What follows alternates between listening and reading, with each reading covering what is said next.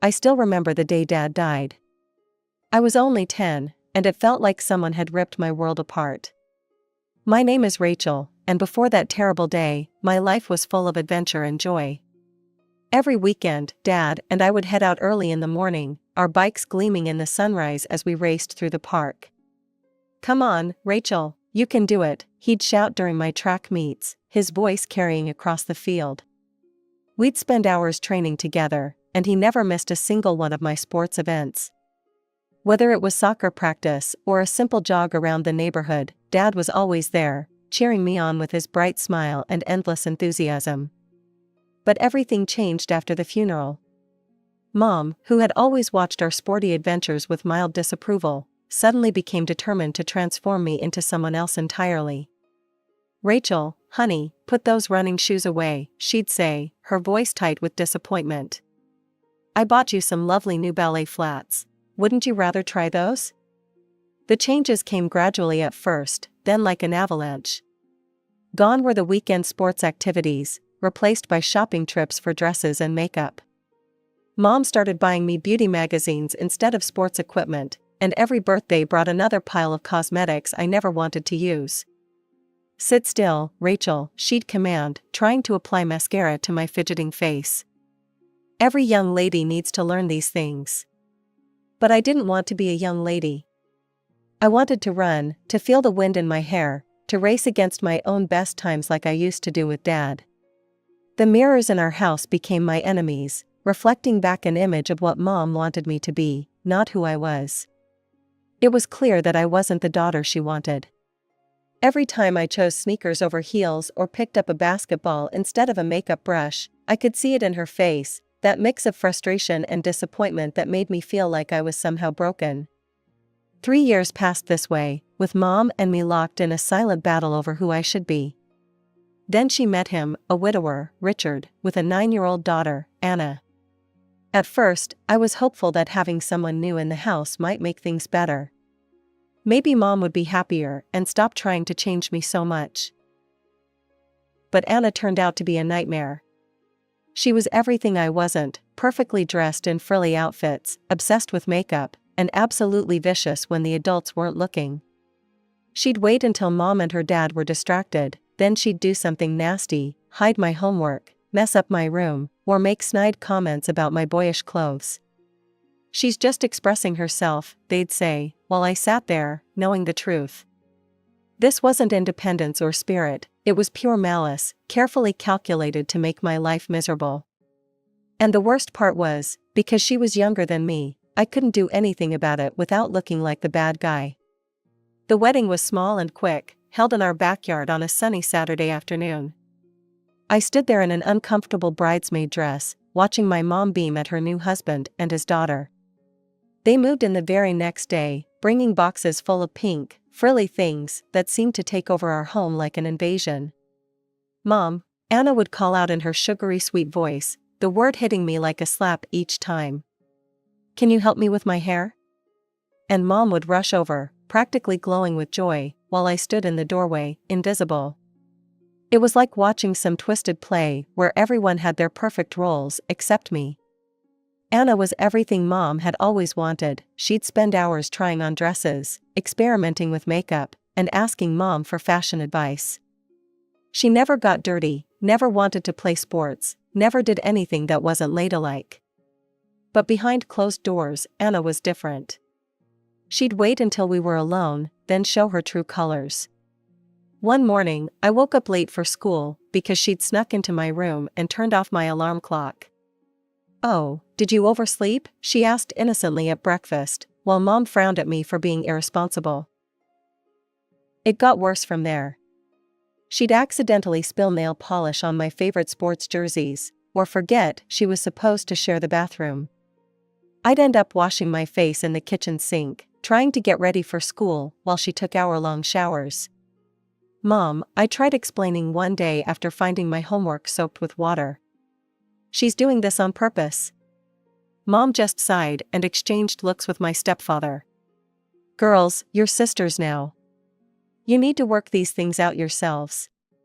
"That's right," Richard agreed, patting his daughter's head. You two just need to learn to get along. But how could we get along when she was deliberately making my life hell? She'd hide my things, mess up my room, and then play innocent when I got angry. And the worst part was, Mom believed her act completely. That's when I started spending more time at Grandma's house. She lived just a few blocks away, and her home became my sanctuary. There, I didn't have to pretend or compete for attention. I could just be myself. "Are you sure everything's okay at home, Rachel?" Grandma would ask, her wise eyes seeing more than I wanted to share. "Yeah, I'm fine," I'd say, not wanting to burden her with the truth. "I just like spending time with you." She'd smile and squeeze my hand, and somehow that simple gesture meant more than all of Mom's forced attempts at bonding. At Grandma's house, there were no beauty magazines, no constant criticism of my clothes or behavior, no stepsister's mind games. Just acceptance and love, plain and simple. The years dragged by until finally, I made it through high school. I spent months researching colleges, staying up late to perfect my applications and essays. I applied to several schools, hoping at least one would accept me. When the acceptance letters started coming in, I could barely contain my excitement. 3 colleges wanted me, but one stood out from the rest. It offered a partial scholarship and was several states away. Perfect. I rehearsed how I'd tell Mom and my stepfather about it. Maybe this time would be different. Maybe they'd finally be proud of me. I chose breakfast time, when everyone was usually in a good mood. "I got accepted to 3 colleges," I announced, trying to keep my voice steady. "One of them is offering me a partial scholarship." Mom looked up from her coffee, her expression unreadable. Anna, now 14 and even more insufferable than before, paused mid-bite of her toast. "The tuition won't be too expensive with the scholarship," I continued, pulling out the acceptance letter. "And the school has a great program." "Rachel," Mom cut me off, exchanging a look with my stepfather. "You're an adult now. You need to figure out how to handle your own problems." I felt like I'd been slapped. But I thought. "We don't have money for your college right now," she said, pursing her lips. "We're saving up for your sister's education." Anna's face lit up with smug satisfaction. When Mom wasn't looking, she stuck her tongue out at me, like the mature 14-year-old she was. "But that's years away," I protested. "And with the scholarship?" I said no, Rachel. Mom's tone was final. She turned to Anna, completely dismissing me. "Sweetie, don't forget you have dance practice today." "I won't, Mom," she replied sweetly, emphasizing the word mom while smirking at me. I couldn't take it anymore. I pushed back my chair and left the table, my breakfast barely touched. Nobody called after me. Nobody came to check if I was okay. I could hear Mom and my stepsister chatting and laughing as if I hadn't even been there. In my room, I let the tears fall. All those years of hard work, of maintaining good grades while dealing with my stepsister's torment, and this was what I got. They were saving for her college, but couldn't spare anything for mine? The next morning, I went straight to Grandma's house. She took one look at my face and pulled me into a hug. "What's wrong, sweetheart?" she asked, leading me to her cozy kitchen. The familiar smell of coffee and fresh bread wrapped around me like a comfort blanket. I told her everything, about the acceptance letters, the scholarship, and Mom's rejection. With each word, I could see Grandma's expression growing darker. Grandma's hands clenched around her coffee mug. "That's absolutely ridiculous. Sarah's forgotten herself completely." She reached across the table and took my hand. "Don't you worry about college, Rachel. I'll pay for it." "Grandma, no, I can't ask you to." "You're not asking, I'm offering," she said firmly. "I've been saving money my whole life, and what better use for it than my granddaughter's education? You're going to that college, and you're going to make your father proud." When I got home that evening, Mom was waiting in the living room. I knew something was wrong the moment I saw her face. Her lips were pressed into a thin line, and her eyes were blazing with anger. "So, you went running to your grandmother to complain about me," she spat out, before I could even close the front door. She called me today, yelling about how I'm neglecting you and refusing to pay for your college. How dare you make me look bad in front of my own mother? I didn't make you look bad, I said, trying to keep my voice steady. You did that all by yourself when you chose your stepdaughter over me. Ungrateful, she shouted, her face reddening. After everything I've done for you. And now you're trying to cause problems between me and my mother? I couldn't believe what I was hearing. I just told her the truth about what happened at breakfast. The truth? Mom laughed bitterly. The truth is that you're a spoiled, entitled brat who can't accept that she's not the center of attention anymore. Go to your room. I don't want to see your face until morning. I ran upstairs and slammed my door, my hands trembling as I turned the lock. Through the walls, I could hear my stepsister's muffled giggling from her room. She'd probably heard everything and was loving every second of it. That night, I didn't sleep. Instead, I packed my bags, clothes, important documents, the few photographs I had of Dad, and the medals we'd won together. By dawn, I had everything I needed. I waited until I heard Mom leave for her morning yoga class before slipping out of the house. The morning air felt fresh and clean, like a new beginning. I didn't look back as I walked to Grandma's house. She opened the door before I could even knock, as if she'd been expecting me. That evening, after settling into Grandma's spare room, I sent Mom a message. I'm staying at Grandma's until college starts. Don't worry about me. The message showed as read almost immediately, but no reply came. Not that day, not the next, not ever. The silence spoke volumes about where I stood in her life now. The weeks before college passed quickly at Grandma's house. I found a job at the Sweet Bean Cafe down the street, working as many shifts as they'd give me. Every dollar I earned went straight into my savings account. Finally, the day came to leave for college. The train station was quiet that early in the morning. Call me when you get there, Grandma said, hugging me tight. And remember, you can always come home, my home is your home now. I scanned the station one last time, part of me still hoping to see Mom appear at the last minute. But the only family I had there was Grandma, waving until the train pulled out of sight. College turned out to be everything I'd hoped for and more. For the first time in years, I could breathe freely, without walking on eggshells or watching my back. I made real friends, people who liked me for who I was, not who they wanted me to be. I got a job at the campus library, shelving books and helping students find research materials. The quiet atmosphere and steady work helped me feel grounded, and the paycheck meant I didn't have to ask Grandma for money. Still, every month she'd send a few $100s, and no matter how many times I tried to refuse, she insisted. Mom became a ghost in my life, reduced to occasional text messages and obligatory holiday greetings. Once, about halfway through my freshman year, she sent me a message, "How are you?" I stared at those 3 words for a long time before responding with a simple, "Fine, studying hard." That was it, our longest conversation in months. After that, we settled into a routine of sorts. Merry Christmas and Happy Birthday became our only exchanges, each message feeling more hollow than the last. Sometimes I'd see photos on social media of Mom and my stepsister at shopping malls or fancy restaurants, both of them smiling like they had everything they wanted in the world. Maybe they did. As graduation approached, and I sent out 2 graduation invitations, one to Grandma and one to Mom. The second one felt like throwing a message in a bottle into the ocean. I knew it would probably never get a response, but something made me send it anyway. When Grandma called, I could tell something was wrong by the way her voice wavered. "Rachel, sweetheart," she said, "I'm not feeling well enough to travel. The doctor says I need to rest." My heart sank. After 4 years of hard work, the one person I wanted there wouldn't be able to come. I tried to hide my disappointment, but Grandma knew. "I'm so sorry, darling. I wanted so much to be there."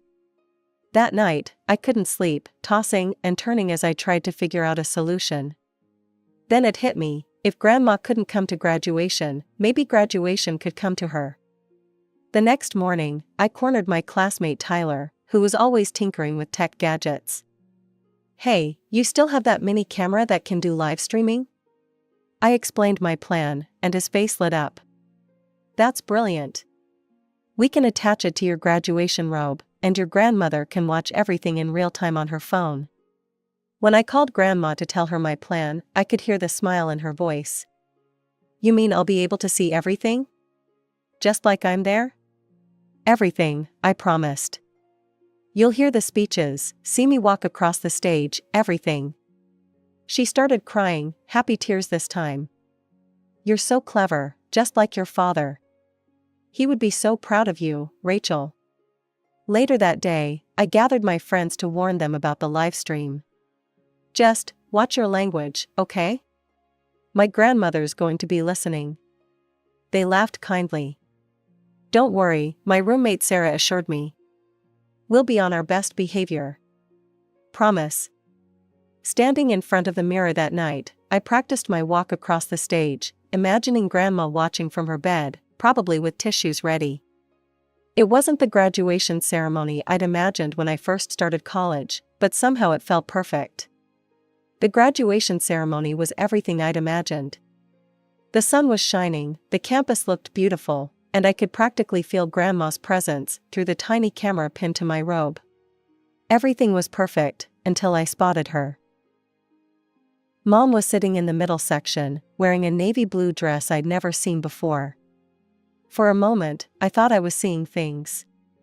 But no, it was definitely her.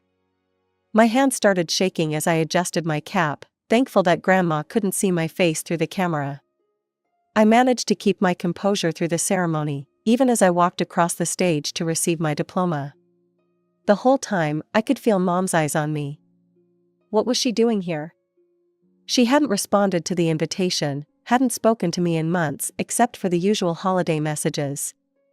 After the ceremony, while my friends were taking pictures and hugging their families, she appeared at my elbow. Rachel, she said, touching my arm. Can we talk privately? My throat tightened, but I nodded. We moved away from the crowd, to a quiet spot under a large oak tree.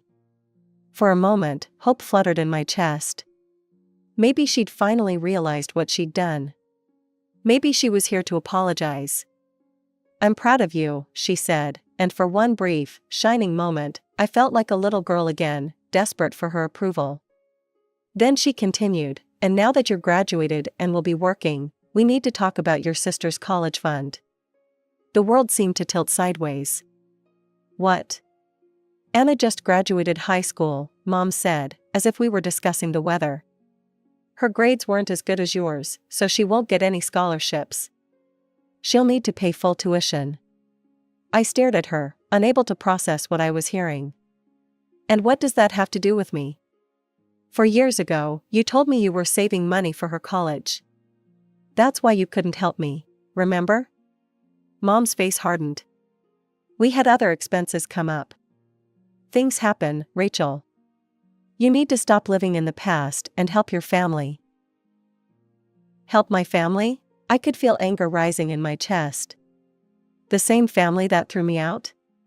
The same sister who made my life hell for years? Don't be dramatic, Mom snapped. You chose to leave. I'm not paying for her college, I said firmly. Not after everything she did to me. Mom's hand shot out and grabbed my wrist, her fingers digging in painfully. Listen to me, you selfish, arrogant girl, she hissed, her face inches from mine. You are obligated to help your sister. If you refuse, don't even think about coming back to the house after graduation. In fact, I'll disown you completely. Is that what you want? That house belongs to Grandma, I reminded her, trying to keep my voice steady despite the rage building inside me. Mom's laugh was cold and cruel, a sound I'd never heard from her before. Oh, sweetie, she said, her voice dripping with condescension. Mom's not doing well. She's been sick for a while now. The gleam in her eyes made my stomach turn. Honestly, she's lingered longer than anyone expected. But when she does pass, and it won't be long now, everything goes to me. I'm her only daughter, after all. The casual way she spoke about Grandma's death, the barely concealed hope in her voice, made me feel physically ill. This wasn't my mother, or maybe it was, and I was just finally seeing her clearly. "I won't help you," I said, pulling my arm free from her grip. "Not now, not ever." I practically ran back to my dorm room, my graduation robe flapping behind me. As soon as I closed the door, my phone rang. It was Grandma. Rachel, her voice was sharp and clear, no trace of the illness Mom had described.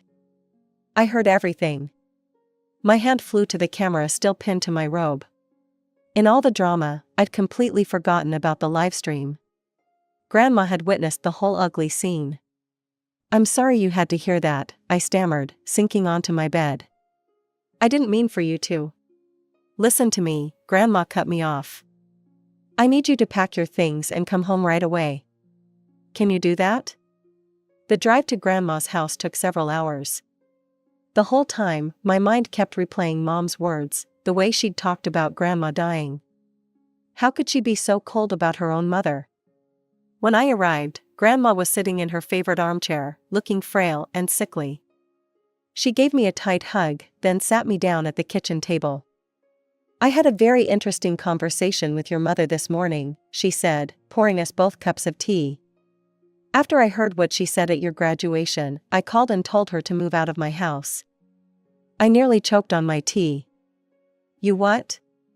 Grandma's eyes twinkled with a mixture of mischief and steel. She seemed quite shocked.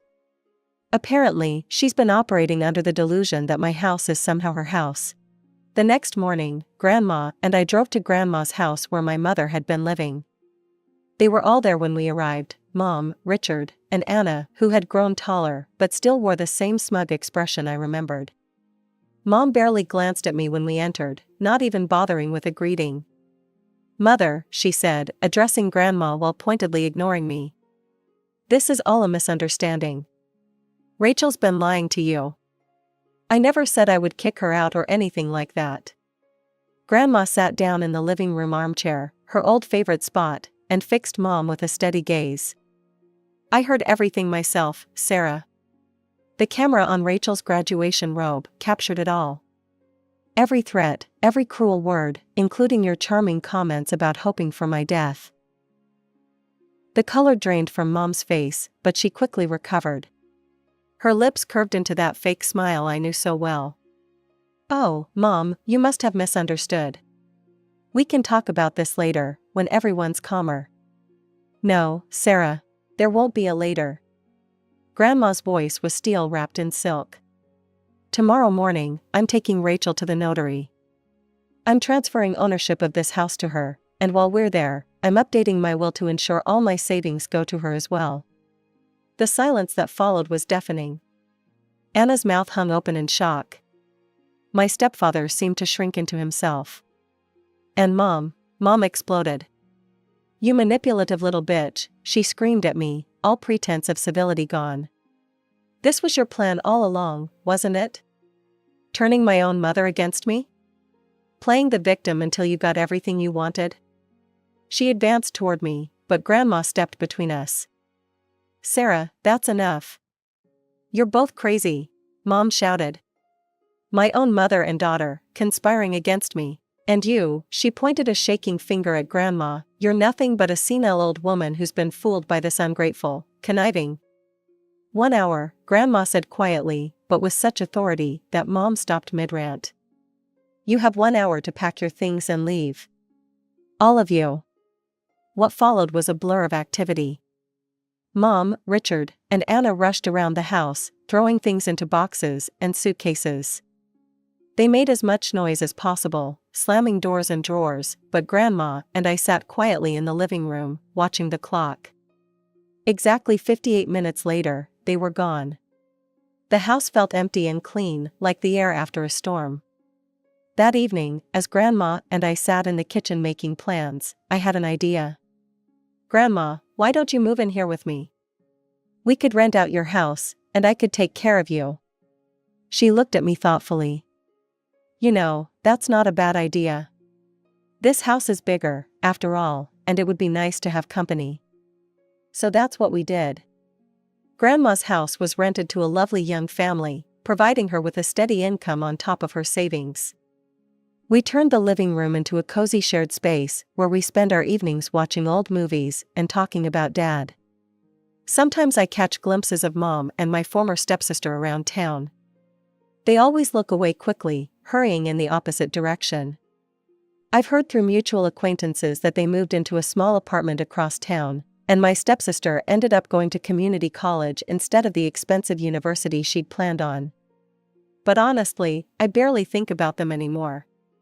My life is full of other things now: my job, my friends, and most importantly, my grandmother, who showed me what unconditional love really means. We've created our own little family, just the two of us, and it's more than enough. Every morning, I wake up to the smell of Grandma's coffee and the sound of her humming in the kitchen. Every evening, we sit together in the garden she's teaching me to tend. And every day, I'm thankful for the twist of fate that led me to wear that camera at graduation.